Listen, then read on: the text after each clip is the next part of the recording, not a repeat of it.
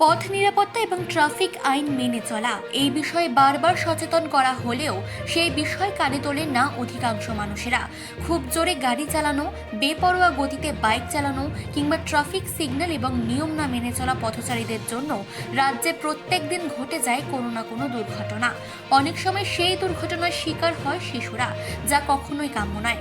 আর তাই বৃহস্পতিবার শিশু দিবসের দিন সকালবেলায় হাওড়া ট্রাফিক গার্ডের উদ্যোগে ট্রাফিক সচেতনতা নিয়ে এক সচেতনতা শিবিরের আয়োজন করা হয়।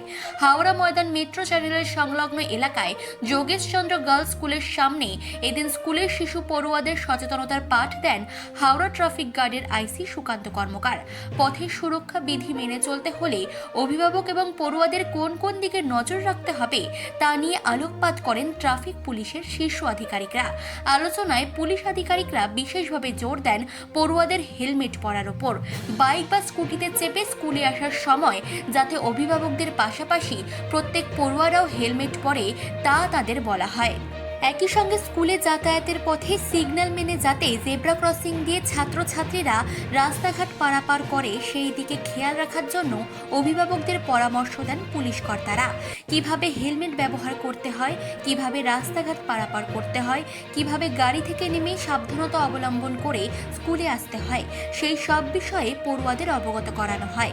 হাওড়া ট্রাফিকের এই উদ্যোগে অত্যন্ত খুশি হয়েছেন অভিভাবকরাও। বলতে হবে যে তোমাকেও করতে হবে, আমাকেও করতে হবে, দুজনকেই করে বেরোতে হবে।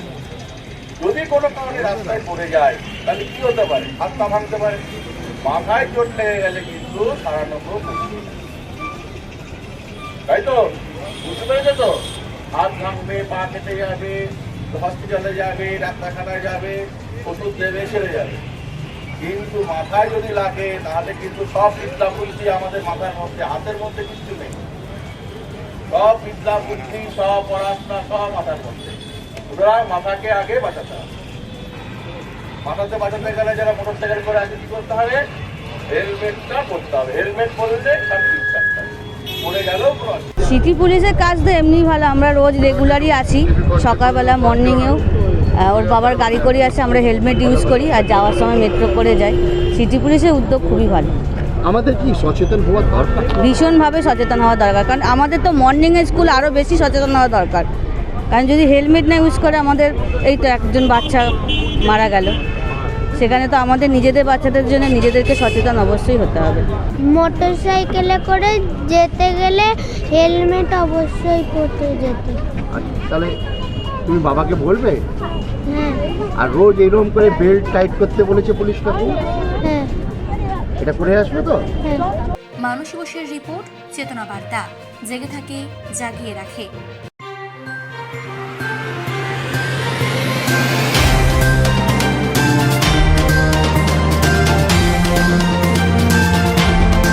চেতনা বার্তা, জেগে থাকে, জাগিয়ে রাখে।